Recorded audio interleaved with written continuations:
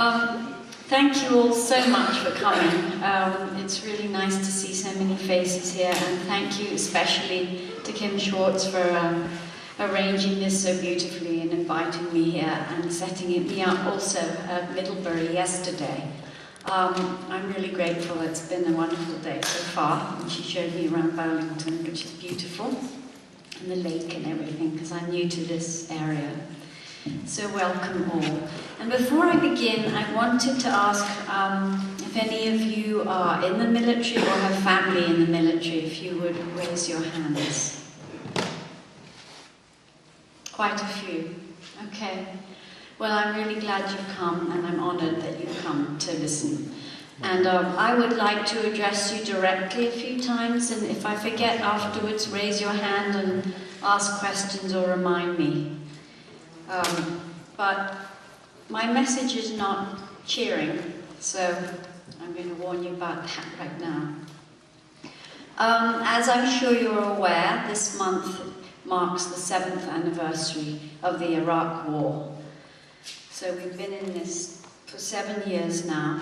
And this war is particularly unusual for women. In fact, it makes a giant historical change for women in the military, because no other war in American history has had so many women serving in it, or so many women wounded, or so many women killed.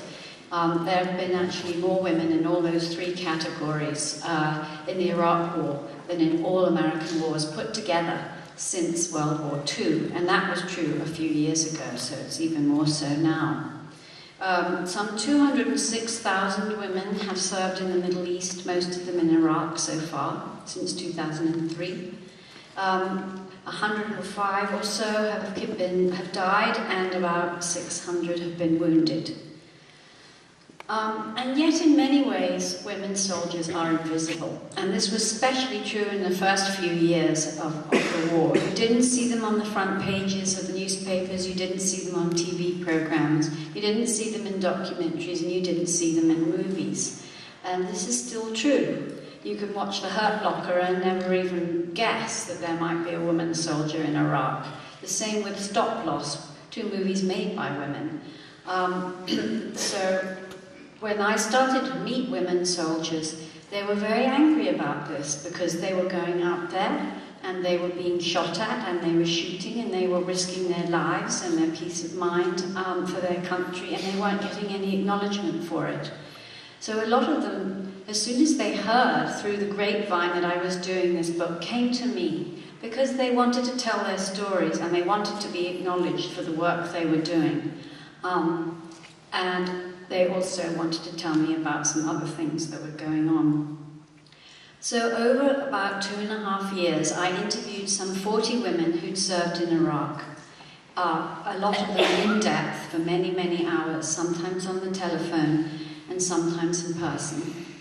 And I also interviewed quite a lot of men who served, and both soldiers and Marines and people in the Air Force and the Navy too, who'd served elsewhere as well. So I tried to get a really wide picture, and I talked to officers, non-commissioned officers, enlisted in all those branches, and did a lot of backup research conducted mainly by the Department of Veterans Affairs, that does amazing research on veterans.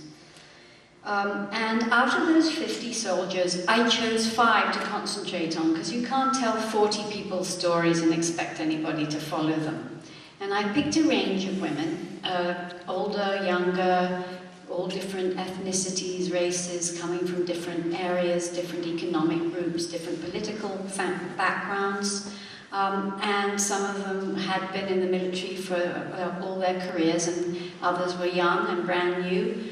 And I tell their stories in the book, from their childhoods, so that you can see what led them to enlist, through their training, through whatever experiences they had going up to the Iraq War, their time in Iraq, and what happened to them coming home. And so today I'm going to read a little bit about one of these 5 soldiers. Her name is Jen Spranger, and she comes from Racine, Wisconsin, which is a little town about an hour north of Chicago. Her father was a firefighter and her mother a nurse, and she grew up with a great love of the military, which she got from her father, who'd always regretted that he'd been too young to serve in Vietnam. I flew out to Wisconsin after a few telephone conversations with her to meet her, and I did this with all the 5 Maine soldiers. I wanted to see where they grew up. I wanted to see their high schools and meet their families and see their homes. And this is what I did with Jen. So I will begin with when I first met her. Jen defies any stereotype of a female soldier as masculine or Amazonian. She is barely 5'1", slender and buxom. She has a round face that tapers to a little chin, a small sharp nose and wide hazel eyes. Her golden hair hangs straight and glossy, curling under her jaw. Some days she wears quite a bit of makeup, but the day I visited, all she had on was brown eyeliner, barely visible behind her glasses. She led me through the garage, stepping over a yellow Labrador and into a spotless kitchen with a white linoleum floor. Beyond was the living room, occupied just then by her Chihuahua, 2 cats, and her 18-year-old brother James watching TV on the couch. Jen gave me a soda and sat at an oval kitchen table, her back to the sliding glass doors that overlooked the yard, which that day was covered in snow. Despite the weather, she was wearing jeans and a summery white smock cut low to reveal a long gold chain with a cross. She was raised Catholic, but says the church's doctrines no longer interest her. As the hours went by, it grew cold, so she pulled on a grey sweatshirt and hugged her knees to her chest. She never made any hot drinks or food for the entire 6 hours we talked, only drank from a giant pink plastic glass of water, lifting the cup to her lips with a shaking hand. Jen speaks about her life with a sardonic honesty, enhanced by the flat tones of her Midwestern accent. At one point she said, "When I get anxious, I lose my train of thought, so I'm sorry if I jump around a lot. I hate being the way I am, I really do." She often says she hates the way she is, just as her hands often sweat and tremble. These are the legacies of war. She first became fascinated with the military at about the age of 12.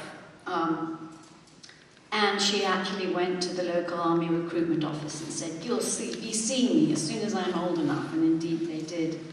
And she told me, "My dad was a big part of my decision, but I don't want to say it was just him. The military was absolutely what I wanted. I was so excited about it, I could barely wait till I was 17. So a mere 2 weeks after her birthday, she went to her local army recruitment office ready to sign up and fly off to an exciting life as soon as possible. "Fine," said the recruiter, "but first you need permission." She was too young to sign up on her own. So she got her father's permission, he signed the release. And she enlisted in the military police reserves because her father insisted that she get her education before flying off. And that she finish high school as well. So she spent the weekends of 11th grade going to drill. "From the first time I put that uniform on," she told me, "I was so proud I could have been walking on air. Everybody else was going to the mall on weekends, but I was going to play army. I thought I was great." She read army manuals every night and wore her army t-shirt to school as often as possible.